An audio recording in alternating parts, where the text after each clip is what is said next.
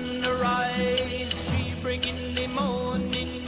Sunrise, bringing the morning, fluttering the skirts all around. Sunrise, she come with the dawning. Sunrise, come with the dawning, spreading all the light all around.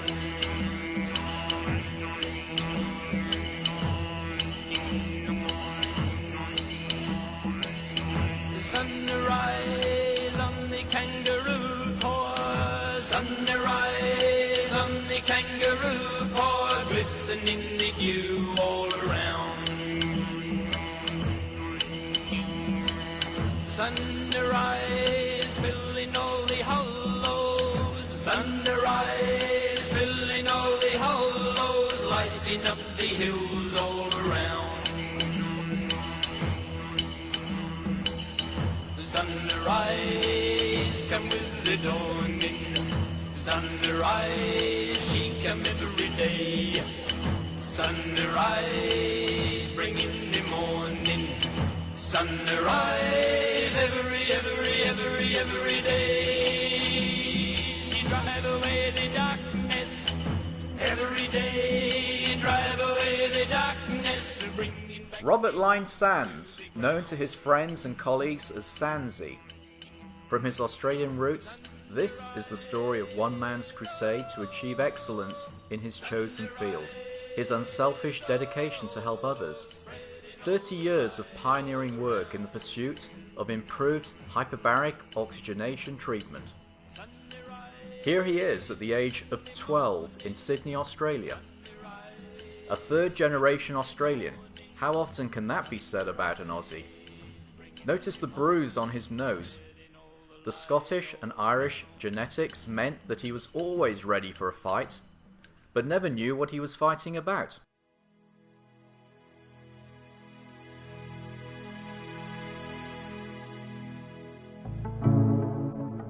He was educated at Sydney's elitist Newington College. From trusted sources, we reveal that he was consigned to this Hogwarts-style boarding school. Consigned, you ask? Not because of privilege, but because he threw a fellow student through a plate glass window at a bus stop. Where did you get this stuff, we hear Sandsy asking. Sandsy retorted in his defense. The glass came down all around Joey, but he did not get a cut at all, not even a blemish. Where is his sense of humour or fun? His years at Newington not only gave him a strong British accent, but an imprint on their mantra. The Latin motto, according to Sandsy, means, with faith in science. He has had that badge on every car that he has owned for 50 years, and it also adorns his office wall. Like the famous words from the Jerry Maguire movie, it is rumoured by his staff that he roams his clinics muttering under his breath, "Show me the science."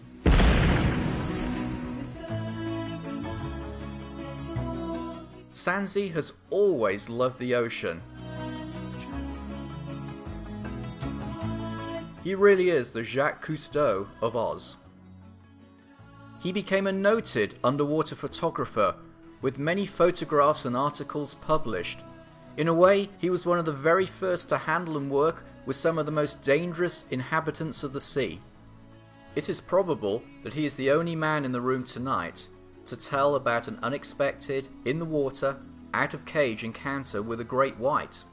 Yes, this one here. He was honoured, or lampooned, you take your pick, in the local newspapers.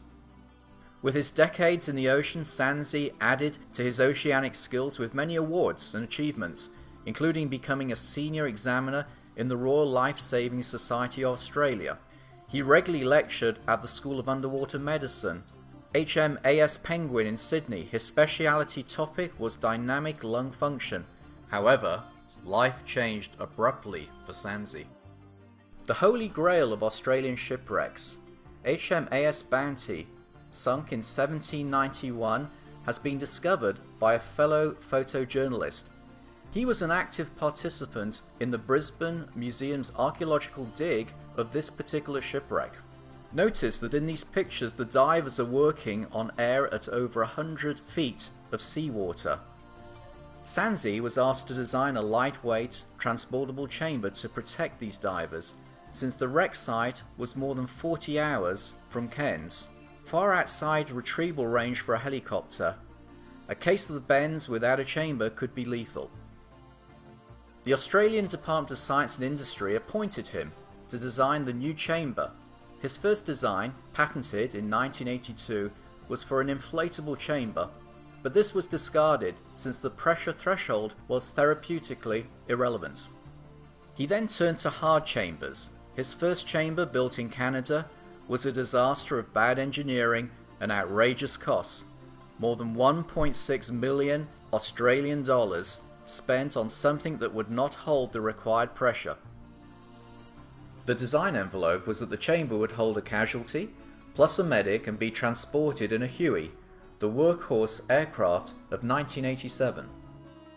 Working with the US Department of Defense and the Australian Navy, refining the design.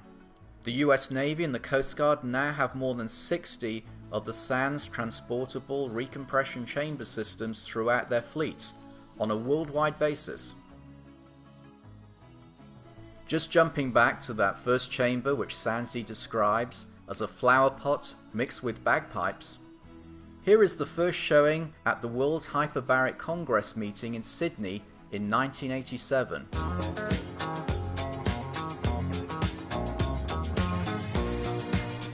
Sign of the times, there's Sansi in his John Travolta white suit. Sansi has commented that I had to feed the tribe, so now they need to earn their food. His son Justin is now CEO of SANS Hyperbaric Corporation, a dynasty in the making. Working with military forces around the world, the US Navy, the Sultan of Oman's Navy, Thailand and Malaysian rescue forces, where his chambers are used to treat battle casualties, biowarfare and diving accidents. After migrating to the US, he started his own freestanding clinic about 18 years ago in Santa Monica. Then, according to him, God and Richard Neubauer threw me under the bus. I was entranced by Uncle Dick's science and the use of the most modern measuring devices. Dr. Neubauer asked him to design a chamber that was low cost and could accommodate stroke patients with contracture deformities. He came out of retirement and went back to work. He started his worldwide Healing Chamber International Centers with locations around the United States, South America, and Southeast Asia. His special interest is in treating children with head injuries, cancer patients, both young and old. All this activity, yet Sansi, who is fond of saying, "I'm older than the Beatles, but younger than the Rolling Stones," has chosen to retire at the end of the year. 30 years is long enough, he says. A proud American citizen, addicted to excellence. He is never eager for any recognition, but a couple of years ago, the Victoria and Albert Museum in London said that they wished to immortalize him beside one of his ancestors. He said that the process was beastly and boring, and it took him hours to tunnel out. When the V&A offered to canonize him, Sansi found out that that involved gunpowder, so he headed home. Now Sansi is proudly positioned in the Van Gogh Library at the Getty Museum of Fine Arts in Malibu. Before he set sail to the warm and clear Pacific Ocean, wonderful sunsets, and those jaw-dropping hula-hula delights, we say, "Good on you, mate." We say, "Jolly good show, old chap." And we say, "Awesome job, way to go, Sansi." So whichever side of the pond your retirement takes you, Bob Sands, we wish you well. Thanks for your contribution, and here's to many more years of good health and happiness.